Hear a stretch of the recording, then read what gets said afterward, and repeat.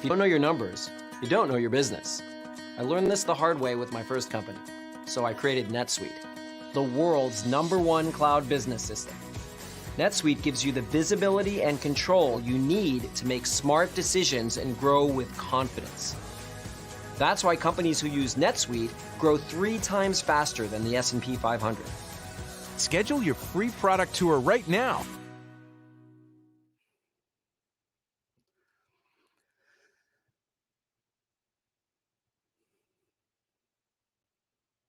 Hello, everyone, and welcome to the Digital Leaders Show. We're live each Wednesday at noon Eastern, 9 Pacific, talking key issues and news at the intersection of business and technology with a special focus of automation, AI, digital transformation in hopes of making you a better digital leader.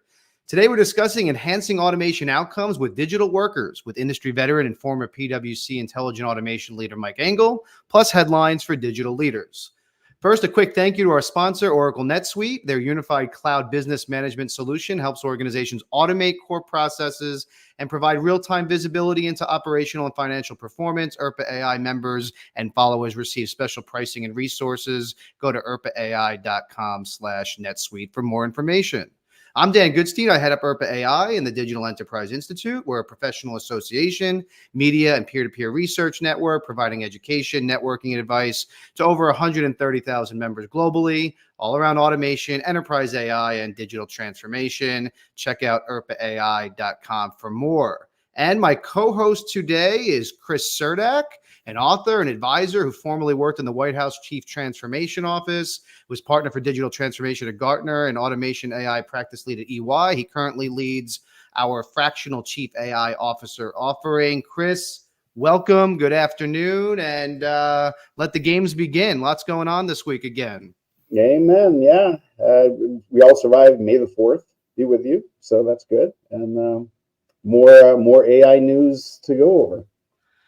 Yeah, I'm trying really hard, as a lot of people may know from past shows, to find digital transformation news that is not AI related. But I think it's quite impossible these days. I mean, part of it's probably that the AI algorithms have adapted to what I search for. But if you look at headlines, it's part of most of them. So a couple that I highlighted this week. New research from Microsoft and LinkedIn's Work Trend Index says, guess what? People are using AI at work, whether their bosses know it or like it or not. There's some food delivery wars are heating up with Uber and Instacart. Apple debuts its new chip in iPad Pro. No surprise, geared towards AI. And Amazon is working on a chatbot. Actually, they've made their Q chatbot available this week for AWS. So lots to unpack there. Where do you want to start? I actually looked at the premiere for the Apple event, and I also think that a key part of that, great. So we have a slightly thinner iPad. I found it interesting that they're doing $100 billion buyback of their own stock. I don't know if you caught that as well. And it really does bring the question, is the company capable of innovating any longer? And how long has it really been since they have innovated?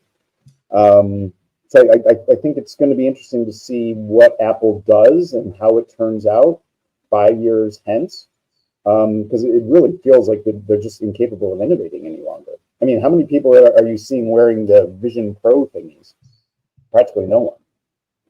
Well, I think part of it is, that we always kind of lived with this expectation, I think, that the Googles and the Amazons of the world, the Metas, were the ones that were going to innovate, right? The most, the last couple iterations of the internet and advertising and everything related to it have been, innovations at Google. Now, by some accounts, Google's kind of behind the 8 ball. And, it took a startup like OpenAI to really kind of, shake things up. But I think part of it's just this, it's democratized to a level that, I don't think we've ever seen before. I mean, this report coming out of the Work Trend Index said that, 73% of boomers are using AI at work. booms. It gets more as you go millennial, Gen Z, and right, 85% of Gen Zers, right? And the other kind of tidbit that came out of this was, 2/3 of business leaders said they wouldn't hire somebody without AI skills. 70% said they'd rather hire a less experienced candidate who has AI skills than the alternative. That's a crazy paradigm shift, right? Especially if you're in the, I'm interested to know what industries that was, right? But well, and that brings to mind the conversation that you and I had with some executives yesterday talking about this, where great, we want someone with AI skills, but what are those skills? And how would you know that they have them? Yeah, so if you haven't gotten at least some of that experience yourself, you're in no position to judge whether or not someone else has the necessary skills. Which kind of cracks me up when you'll see the job postings. You want to hire an AI engineer with 10 years of experience with LLMs. Okay, they've only been around for 7 years. so you're kind of off on the wrong foot to begin with. So I think understanding what those skills are is going to be even more of a challenge. And I think an inevitable, and I can't wait for our guests to get into this a little bit, inevitably, what more and more automation does is it makes the need to do the fundamentals, the hard parts of work, even more emphatically true. So the more we avoid doing the hard stuff like writing requirements and doing adequate testing and so forth, these technologies just mean that those fundamental pieces of work are even more important going forward. Yeah, and I think you have an AWS situation happening with, AWS, but also with the others, right? Where, people are just kind of, years ago, right? It was, CIOs just swiping their personal credit cards to get access to the cloud because they didn't want to deal with procurement and, jump through all the hoops. I mean, you have that now. And I think this announcement by Amazon around, this kind of enterprise focused Gen AI becoming available this week. It's aimed at both business leaders as well as developers, different versions. And the prices start at like $20 a month. I mean, can you imagine if you were putting cloud services on your credit card, $20 a month? I mean, obviously these guys are hoping for some cloud lift as a result of this. But I think we talked last week that AWS is up like 20% year over year, largely because of this AI boom. Well, and I think it takes me back to a lot of the compliance work I've done for many years. And some companies are saying we're not going to allow the technology, et cetera. The worst thing than not having a policy, there's only one thing that's worse than not having a policy at all, and that's having a policy that you can't enforce. And so I think recognizing that AI is here, it's coming, there's really not a lot of ways to control it. As we're working on AI governance and what that means and so forth, this is among the challenges that we're trying to address. But it's not going away, so then the question is, how do you properly manage it? Yeah. Well, and the other shocking headline to me was that the U.S. government is looking into ways to use digital twins to help supercharge the manufacturing of AI chips. I mean, there was a time where you didn't hear any of these buzzwords coming from the government. And I know you spent some time there, right? I mean, I continue to be shocked on a weekly basis of some of the things that you see coming out of the White House and the administration, words that, some technologists weren't up to speed on. And is it possible that the government is leading the way with some of this stuff? So in 1992, when I went to work for Lockheed Martin building spacecraft for NASA, we were building digital twins, right? We literally had in the computer the structural model of the spacecraft that we were building so that we could analyze it. So a lot of this is just marketing. And I get that the marketing is how you kind of help sell this stuff, but using simulations, we've been doing that for decades.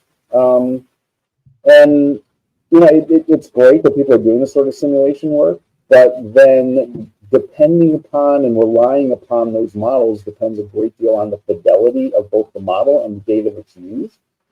And so my earlier point where AI doesn't AI doesn't take away the need to be technically astute and to do good requirements and good testing. It actually makes it more emphatically necessary that we do it correctly. Yeah, yeah, interesting. Well, I want to use that as our segue to introduce today's guest. Today we have with us Mike Engel. He's a longtime friend and contributor to ERPA AI, formerly intelligent automation leader at PwC. He's an advisor and currently the president of the International Digital Worker Association. Mike, good to see you, my friend. It's good to see you, gentlemen. I got to tell you, I was sitting there in the green room just chomping at the bit. You had so many meaty things you were talking about. So I hope we continue that. I love the government thing, by the way, and kind of leading the way. So we'll see where that goes. I'm surprised at how little hate mail I've gotten from members that are in the government space. I've hit on this a couple times over the last few weeks, but I'm excited about it. I mean, it's something that I think, my first reaction, even with some of the regulatory stuff around AI, was like, who within the government's actually going to be equipped to do this? But they keep surprising me, which is good. So, Mike, for those that don't know you, if you don't know Mike, you should know Mike. But if you don't know Mike, tell everybody a little your background and what you've been up to. Yeah, absolutely. Thanks for letting me do that. So I've been consulting my whole life. So fact of the matter is I've had no job in the last 30 years, just been a consultant. Worked for some of the best companies, I believe, on the planet in this space. But the last, call it 10 or 11 years, I've been working with these two guys and a handful of other folks, really trying to drive this whole automation space, intelligent automation specifically. And so that's led me to, I left the firm last year to do some other cool things, including starting this Digital Workers Association. So I've been spending most of my time doing that, thinking about the ethical and responsible ways of being able to deploy digital workers while at the same time being impactful. So this has been really interesting. It brings together some of these discussions on government as well as regulatory bodies in terms of how are we going to manage these things once we have them in place. Something, guys, as you recall, this is something we didn't really talk about when we were talking about RPA 12 years ago or whatever it was. We kind of skipped that part. We had no standards. We didn't even say the same words when we were talking about the same thing, right? So that's what the organization is really about. It's a not-for-profit. We'd love to have everybody join us, and we'd love to hear your voices. So, no, great. So, lots to talk about. I want to ask you about the some of the regulatory stuff, but let's start with our theme, right? Digital workers. At one point we talked digital workers. At one point there was this concept in automation of a bot for every employee. Now the buzz term seems to be co-pilot, assistant. Are these all the same thing, or what do you see as the differences? And when you think about digital, digital assistants I think we have categories of digital workers, don't we? Or digital agents, and I'm using those words. Unfortunately, I'm using those interchangeably, and some may not. But in any case, there are those things that are assistants that support us. But I think if you, at the end of the day, when you want to define in a Merriam-Webster kind of dictionary way what these things are, it's AI-driven software agents, right? And we've been talking about this for a while. So to your point, Dan, what do they do? How do you define? Is it assistant, or is it platform, or is it actually, a colleague? That's yet to be determined. But I would say it is important that we think about this digital workers, digital agents as the extension, the next piece in a big way of what we've been talking about from a digital workforce perspective for years. Right. And this is kind of the dream come true for a lot of us, that we're actually able to, kind of drive it out. And think, just to give an example, and I'm sure you guys have a ton of them, but the simple example that really drives the point home, digital worker versus what we've been doing over the past, 12 years or whatever, we've been thinking about automating tasks, thinking we're automating processes, but generally we're doing sub processes and that sort of thing. And now you have to change the paradigm and start to think about digitizing roles. Right. So as opposed to, automating parts of tasks within an order to cash system, what we're talking about now is automating an AR clerk, right? Having somebody become a colleague. I think when it is as usual, as typical, we find a lot of the stuff starts in the call centers, right? So instead of having a coach or a mentor, which are great things in the call center, now we're talking about having level 1, level 2 agents, right, that are providing the support to people directly in an empathetic, human-like way. So that's, I think, where we are, guys. Chris, I see you kind of chomping at the bit. Yeah, well, it brings to mind. I wrote briefly about the study that came out of University of Minnesota Law School back in, I think, January, that showed one of the effects that is pretty clear with AI is that if you are below average in ability or skill or experience, AI immediately brings you up to average capability. Yeah. If you are at the high end of skill, experience, whatever, it can make you somewhat faster and more efficient at what you do. But we cannot, and this just makes sense from the math, we cannot replicate higher order, high performance of human abilities. And so we're sort of doing the RPA thing, but again, much more emphatically, where we can do 98% of the work that's required in the task, but that means that the 2% of human contribution is even more important than it ever was before. Is that kind of consistent with what you're seeing, Michael? Yeah. And, Chris, we were talking before that we hadn't seen each other in a while, but one thing that's a constant is this discussion, right? Mm-hmm. And there's this whole idea that you brought to bear, and I've used it all the time. And it's basically, what about the things that aren't automated over the past 30 years? Maybe they shouldn't be automated. It was a mantra of yours, and I agree with you wholeheartedly. So you're not going to find a debate with me there. But I do think that we're further, like when we first started talking about that, it's kind of 20% is still going to be left for humans. And I think that's shrinking. It's shrinking, but it's becoming ever more important. I think that organizations are going to find that the remainder of our humanness becomes even more differentiated, more valuable, and more important than whatever decisions are being made. Yeah, I agree. So it's a concentrate now. Yeah. So, Mike, where are the opportunities, within, and I love this conversation because, so much of the hype, especially over the last year, has been around, we talked about it at the head of the show, top of the show, like, the individuals, using, Chat GPT for tasks sitting on their, local machines or at home if they're working from home. But if you think about this more of in an enterprise context, right, where I think organizations now, or, I spoke to one yesterday, in addition to the one that Chris mentioned, where, they see the benefits, but they also are concerned about the risks, and it's kind of paralyzing them, right? Because, they haven't been able to come up with an equation where they feel that the benefits outweigh the risk. So how should people think of this in the context of, enterprise adoption and just, automation, their existing automation programs? Right. Well, I would argue first off that whether you're serving the individual or you're serving the enterprises, and risk remains, right? But from an enterprise perspective, that's a lot of what we're focused on right now. We're working with a group, and I hope it's okay to plug them. It's a group called For Humanity. And these guys are all about kind of the ethical and responsible use of AI generally, right? And so one of the things they've done is they've created this audit framework. All right, so it's no longer about just creating policy. Chris, I believe policy is super important as well, and you and I can help clients do that. But at the end of the day, it's about enforcement, right? So it's actually managing those controls and looking at it. So I bring this up, guys, because recently we had these guys as like right in the middle of an event where we had NVIDIA and Meta, and Google, and all these guys talking about the future and getting people excited. But what I knew was that there was a couple CFOs sitting in the audience thinking, "Oh my, this is scary." Right. So we brought the For Humanity guys in next to say, "Hey, listen, it is scary. There is a lot of risk, but here's how you can mitigate it by having the right program, by having the right policies, and so forth." So I think that's important. I like to say it over and over again, and I hope you guys do too, right? Because there is a way to mitigate the risk, not eliminate, but mitigate the risk and help people move forward.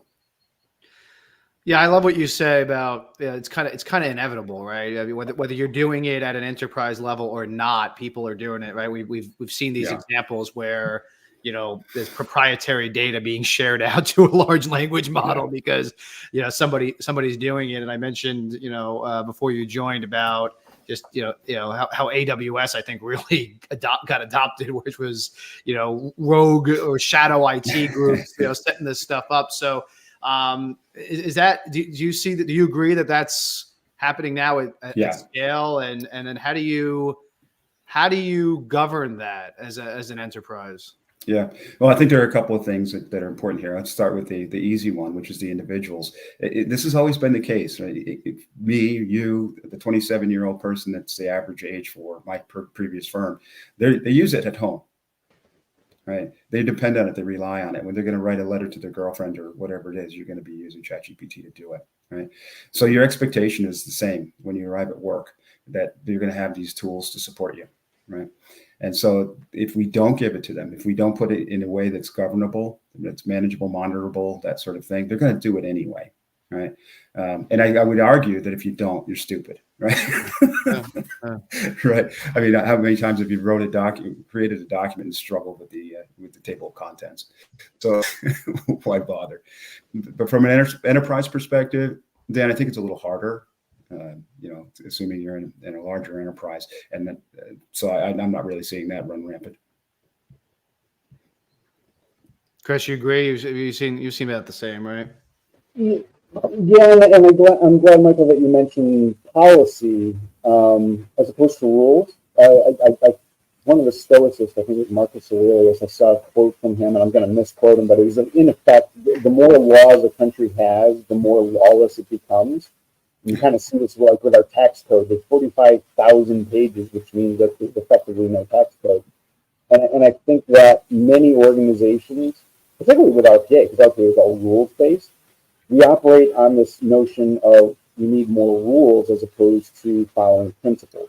Mm-hmm. And I think what we're going to find with AI to make it effective, we need operating principles. Here's the right way of doing things. Here's what right looks like, but not rules-based. Because by its very nature, the more rules we pile on, the more constrained we make ourselves, and the harder it is to actually get anything done and remain compliant.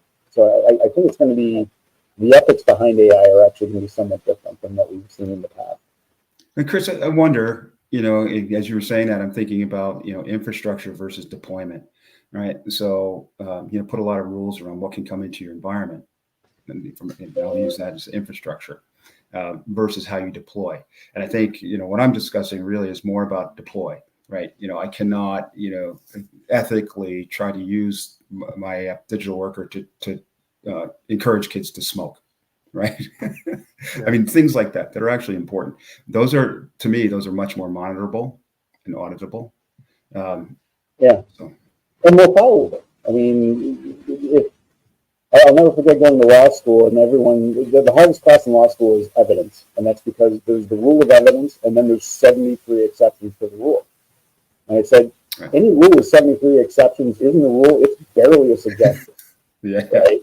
And so you reach a level of ridiculously, I think, with some rules that effectively mean that it's unenforceable. So having a principle instead, I think, is what's going to be key to effectively adopting this stuff. Right. No, I understand, particularly from a policy perspective, controls perspective, that can get onerous and nobody's going to follow it if it's whatever you said, 70 pages, right? But what if we were to actually automate the automation, right? In terms of what's and we've done this in the lab where we're looking at automated controls that are adaptable, right? Based on whatever policies and procedures we put in place. They'll adapt and they'll go back through and make sure that those controls are in place and that they're being followed. What do you think? I mean, is that? I mean, we're talking about digital twin. You guys were talking about digital twin before. So if I have a digital twin of my process, for example, couldn't I, consider how these changes would impact the regulation and so forth?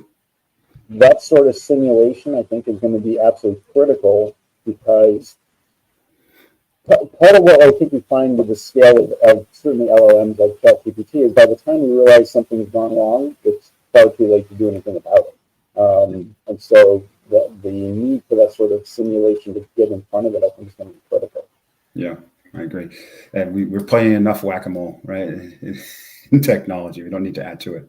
Fair enough. Mike, you sat in your previous role at I think an interesting intersection of managing innovation versus risk. I'm curious as to when you see the government chiming in, like we talked about before. Do you feel that they get that balancing act? Yeah, what we've seen so far, I believe so. Right. So, I mean, if we look at the stuff in the EU, particularly because it's it's better defined, it's been thought out. There's a lot more people that have thrown darts at it. Had time to throw darts at it, and I do think it is well thought out. Right. They didn't do it. It's not people that don't understand this technology that are writing this, that are creating these policies and regulation. Of course, we don't have regulation here just yet. So the way I look at it. So I think they're being supported by us. I think we should continue to support the government in their efforts, because ultimately everybody's going to have to adhere to that at the very minimum. Yeah, I just like I said, some of these newer technologies and ideas and things that are coming out, seem, make me feel optimistic. But you contrast that to some of the congressional hearings over the years of congressmen interviewing Mark Zuckerberg, or even the one that's burned into my head is when they interrogated the CEO of Ticketmaster after like the Taylor Swift meltdown, and it's like, these guys have no idea even what questions to ask, never mind how to enforce policy, right? But maybe that's just politics, and there's people behind them that do. Yeah, I would argue there those folks that you're talking about aren't the ones creating the policy, right? And there's kind of two sides to this, and Chris, you know this way better than I do. But there's the kind of the business of government, right, which is a bit easier to control, and then there's the business of taking care of humanity and managing your defense and all of those things that are completely different than just the business of government. Would you agree with that, Chris? I mean, it's just kind of like things happen day to day, but there's also the protective side, the defense and everything else. There's a tremendous amount of theater that goes on. And behind the screen, when Toto pulls away the curtain and you see, the Wizard of Oz actually has a control booth there and he kind of knows what he's doing. That's very much, I think, an adequate representation of what's going on. Yeah.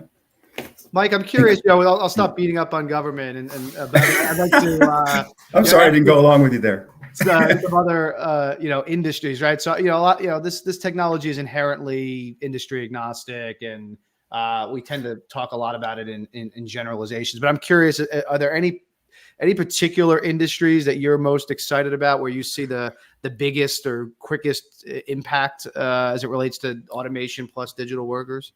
Yeah, I think anybody that cares about their customer, right? And maybe that's just because I've been focusing on a lot with our teams recently. But this whole idea of customer satisfaction is becoming more important, and the kind of the consumer experience, and not just because of competition, but because you want to please them, right? So this sense of that, something we talked about this, Chris, for years too, but this idea of personalization. As somebody in Peppers, I remember this back in '99. Then it became important that we knew who you were when you called in and so forth. But now it's important that I know everything about you. And no matter what channel you kind of contact me through, I still have the string attached to our discussion. I know you, I know your likes and dislikes.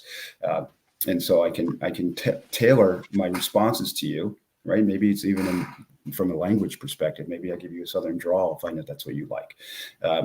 And so I think this is going to be a big deal, Dan, across all industries, whether it's insurance, it's retail, call centers, the whole thing. To me, that's really exciting. Sense of hyper-personalization, the impact it has on the business. I agree. I mean, I think, as a consumer, having lived through, several years of communicating almost entirely with organizations through call centers and things, right, in the middle of the pandemic, what have you. Yeah. And in the post-pandemic world, I'm a big believer. I've said it before. I'm a big believer that, and as things become more commoditized and more AI centric, I think experience becomes the differentiator. I think that's what sets brands apart, is as a differentiator. At the end of the day, for the most part, if you need a checking account, it doesn't really matter what bank you use, as long as they're not on the Silicon Valley Bank or one of those guys.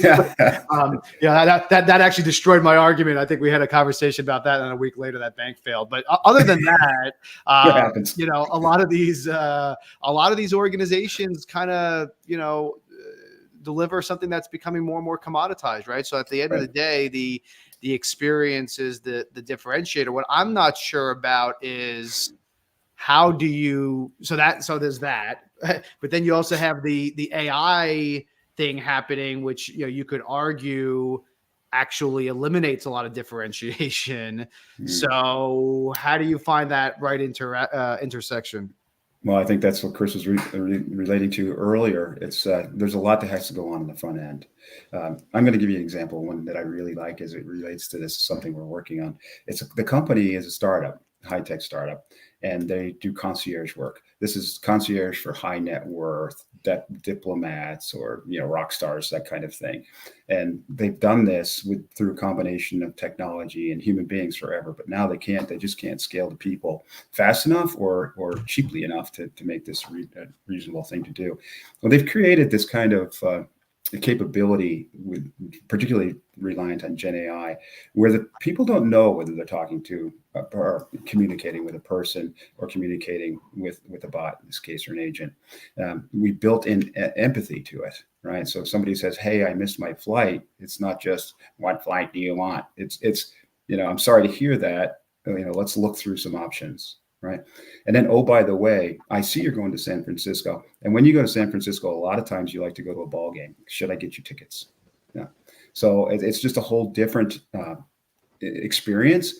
But the reason it's like that is not just because the tool exists. It's because the team spent an awful lot of time and an awful lot of experience that they've had over the past 10 years of being in the concierge business to be able to train this capability. Right. So that's a differentiator. Yeah, I agree. I think we're beyond the conversation we used to have, especially I remember like some early on conversations around, IT service desk where people didn't want a chat bot or then an AI to, speak to a customer. Now, I think most customers prefer it because it's a transaction that is easier for a machine to do than a person. But you're right. I think that, back to, the experience being the differentiator, I think that empathy becomes the differentiator, right. And makes the difference. I'm curious though, as you think about the impact, and you can't talk about this without talking about the workforce, right? I mean, how do you think this plays out in the workforce? Because with automation, it was largely, hey, it's people doing jobs that they don't like doing, and so they're going to go to a better job. And I think we said that early on as it relates to AI as well. But the numbers are starting to show that may not be the case. Yeah. Well, look, I think it's another thing that goes to what Chris was talking about in terms of the concentration of the good work, right? The fun stuff to do. Let's say, in my old business, we had a lot of accountants. And we had a lot of accountants that did this. They stared at one thing and compared it with another thing. And these are professionals, right? And so what did we do? We used AI to remove the stare and compare piece. And what that left these professionals, these highly trained accountants, to do was accounting, right? To find out why this anomaly occurred and kind of the fun work, or maybe it was the 2% that was left. It was more than that. But in any case, it changed their lives, right? It made it just much more interesting. They could bring on more work and just really concentrate on the fun stuff.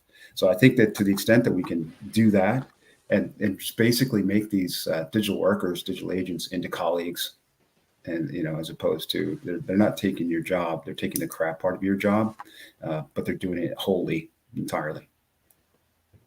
Well, Mike, I really resonates. They would view AI as a way of supplanting people as opposed to supporting them are getting this really wrong, I think. And you are going to continue to automate more and more, more decimal places or more significant digits after the decimal place.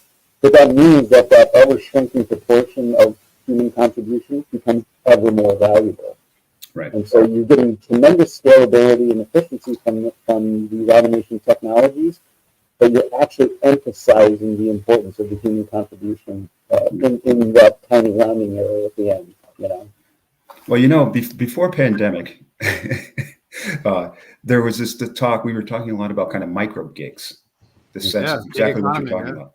Yeah. So from taking the gig economy down to even like micro gig, because I am the best at moving up an insurance claim through this particular part of the process, right? I'm the best at it. So every time it comes up, you send it to me and pay me a nickel. And so I think that what you're talking about is we could even move faster to that sort of thing if we were to take this seriously. I have an example. So I'm advising a healthcare startup that is working on a chronic condition in the human population that's exploding all over the place. And the challenge that you have is the healthcare specialists that specialize in this particular area. There's like 1,000 on the planet. This is potentially 1 billion people that are going to have this problem going forward. And so the only way you can possibly manage scalability issues like that is with this sort of automation. Right. So, I think you're going to be able to address use cases that weren't addressable previously, and there's going to be a great deal of criticality to doing that effectively. Yeah. Well, we ran into this in the RPA craze in the beginning as well. We actually made some false claims, not intentionally, right? No. Hey, you're going to be able to reduce your workforce by X, Y, Z, whatever, right? Which was, didn't prove out. But I think what it did do over time, that is it led us to different ways of measuring, right? So when we're thinking about, all we were talking about is revenue and profit, right? Stuff that you can see in the financials. What we were missing were really the KPIs that matter. Taking us back to kind of customer satisfaction matters. It matters to both, revenue and profit. So just change of focus, I think, is going to be important here. So we can, again, coming back to kind of how the people are related to it. If I'm responsible for the actual outcome, but not all the work that happens underneath, I think I'm pretty happy about that.